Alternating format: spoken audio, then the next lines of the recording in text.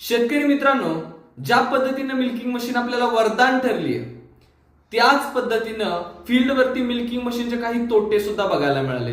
काय तोटे आहेत त्याच्यामध्ये? त्यातला पहिला तोटा आहे शेतकऱ्याने स्वच्छ न केलेली मिल्किंग मशीन.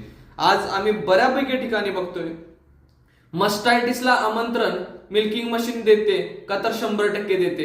पण कधी देते? जर मिल्किंग मशीन तुम्ही साफ व्यवस्थित स्वच्छ केली नाही, त्याचे जे ब्रश दिलेत त्याने त्याच्या ट्यूब्स आणि त्याचे निपल्स जर तुम्ही साफ नाही केले, शेतकरी मित्रांनो 100% गायींना मिल्किंग मशीनद्वारे मस्टायटिस होतो. दुसरं, जर एका मस्टायटिस झालेल्या गायीची मिल्किंग मशीन काढून जर आपण दुसऱ्या गायीला वापरली, कारण दूध आपण ज्यावेळेस मिल्किंग मशीनने दूध काढतो त्यावेळेस आपण मस्टायटिस आहे का नाही हे सहसा चेक करत नाही आणि आपल्याला ते समजत नाही. ज्यावेळेस कास सुचते त्यावेळेस आपल्याला समजतं की मस्टायटिस झालाय. पण कधी कधी मस्टायटिस झालेला असतो गायीला आणि तीच मिल्किंग मशीन आपण जर दुसऱ्या गायीला लावली न स्वच्छ करता, तर 100% या गायीच्या सडांमधून मस्टायटिस दुसऱ्या गायीच्या सडामध्ये होतो. कधी कधी फील्डवर हे पण बघायला मिळालंय की 10 जनावरांच्या गोट्यामधले 4-5 जनावरांना एका वेळेस सलग मस्टायटिस होत गेलाय.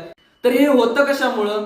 तर हे मिल्किंग मशीनचा व्यवस्थित योग्य वापर आणि स्वच्छ वापर नाही केला. कारण दुधाच्या व्यवसायामध्ये स्वच्छतेला खूप जास्त महत्व आहे शेतकरी मित्रांनो. त्यामुळं मिल्किंग मशीनचा वापर करताना त्याचे ते स्वच्छ करण्याचे लिक्विड आणि ब्रश याचा आवर्जून वापर करून मिल्किंग मशीन स्वच्छ करा. 100% मिल्किंग मशीनचा आपल्याला फायदाच मिळेल.